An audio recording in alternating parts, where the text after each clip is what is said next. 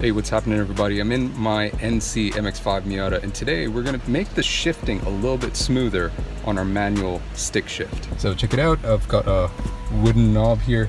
Managed to get a pretty good price on it, and I know it doesn't look all that great, but I do love how it feels. Anyways, I've always had, since I first got this car, a problem with really doesn't make a difference whether the car is warm or cold. Just sometimes it almost just doesn't want to go into first. It could be due to, it's almost like a rubber bushing that sits underneath here. What can happen is over time that can get worn out and there can be a little curve that forms here.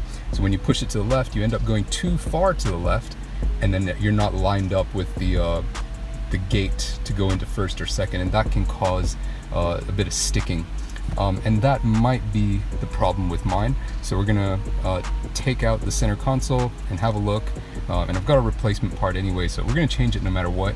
But we're gonna see if that bushing is a possible cause. On an NC1, so there are gonna be these two triangular trim pieces that sit on the sides here. They kind of go like that.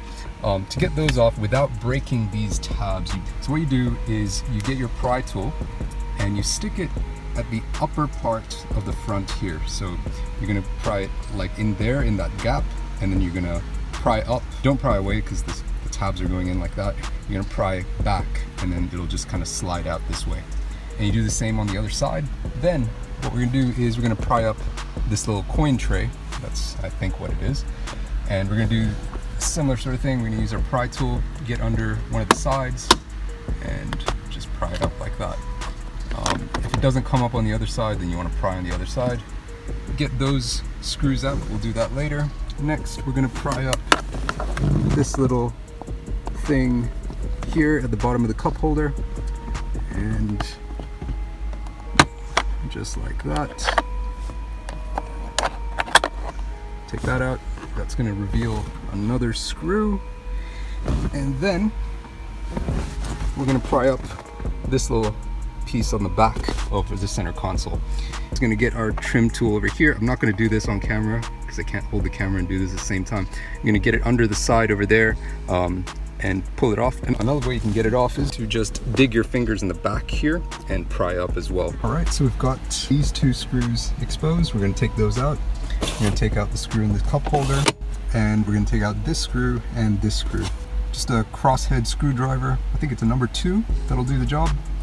All right, screws are out, and I'm just going to stick them all in the cup holder so they don't get lost. And we're going to take the gear knob off. We're just going to turn it anti-clockwise, and it's just going to screw right off. Another thing I'm going to do while I'm here, I picked this up. This is a little gear knob, whatchamacallit, I don't know.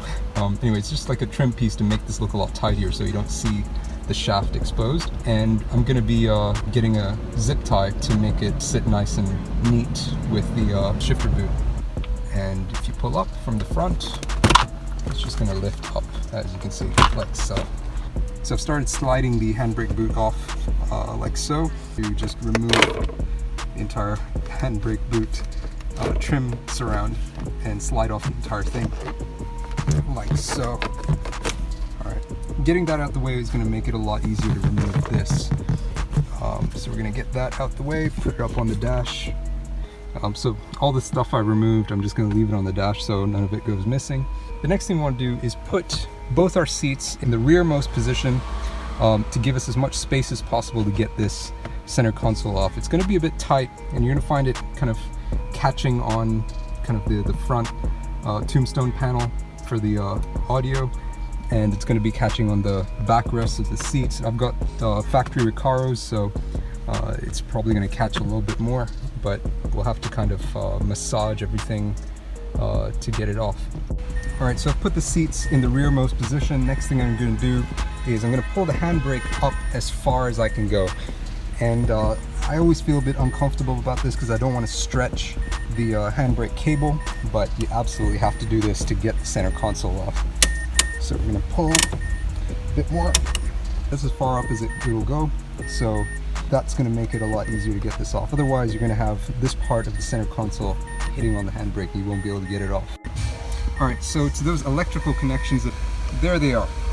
One of them, the one that's sitting with the cables facing the camera, that one's actually pretty easy to get out. The one that's a pain is the one with the cables facing downwards. So here's what I do. I'm gonna come over to the left side, driver's side if you're in the United States. Next, with my left hand, I'm gonna support this up and pull on that connector. While pulling on that connector with my left hand, I'm gonna use my right hand, go around this side with my right hand. I'm showing you with my left hand, by the way. I'm gonna go around this side, I'm gonna push the flathead screwdriver into the tab, and that way, while pushing the tab in and I'm pulling on the connector with my other hand, it's gonna come out nice and easy. Boom, and the center console is off. It's these two connectors here. If it makes it easier, you can get a small, short flathead screwdriver and you can kind of push up on the tab here as well, while pulling with the other hand. And when you're trying to get this one off, which is the tougher one, it helps if your flathead screwdriver is longer, and that way your hands aren't going to hit the edges of the center console as you're trying to push on it, push on the tab I mean. So I've actually worked on this car before, and that's why this here is set up like this with this Velcro wire tidy. I'm going to undo this. I'm going to take off this plastic clip holder. I'm going to take out these 4 10mm nuts, take off the rubber shift boot or insulator, and then underneath that we're going to find that little bushing that I was talking about. Alright, so we've gotten these two rubber insulation things out. I actually changed these with IL Motorsport ones some time back. This could be the culprit. You can see the bolts are loose, and the fact that it's loose might be what's causing a bit of stickiness with the shifts. And also, if you look closely here, you can see that this part is kind of rounded out a bit, and that's actually what we want to fix. This is not good. I can loosen these bolts just with my fingers. They should be torqued down. Alright, so to remove that, we're going to have to lift it up together with the shifter, and there's going to be quite a bit of oil that's stuck on that. So you want to have plenty of shop rags handy so you don't make a mess in your beautiful interior. Alright, so we got the shifter out together with that little bushing thing. This is the brand new part, that's the part number there. And I'm going to put a link in the description if I can find a link for you to buy these online. You're going to find tons of videos about this. This is the brass shifter bushing. That's supposed to help improve some of your shifting feel. I wish I'd known this when I replaced this, that I should have probably replaced this at the same time. So it would save me having to do this all over again. So anyways, this is out. So what you're going to need to do, you're going to see this little line here where this bottom piece attaches. You're just going to have to pry with a flathead screwdriver. You can use a new one as a reference. They're going to be 2 tabs, one at the front, one at the back, and that's where you're going to pry to get that off. So now it's detached, you just use a flathead screwdriver to pry that, and we're going to slide this up and off the shifter. And just for comparison, you can see how much that's been worn out compared to this brand new one over here. Alright, and then we just put everything back together in reverse.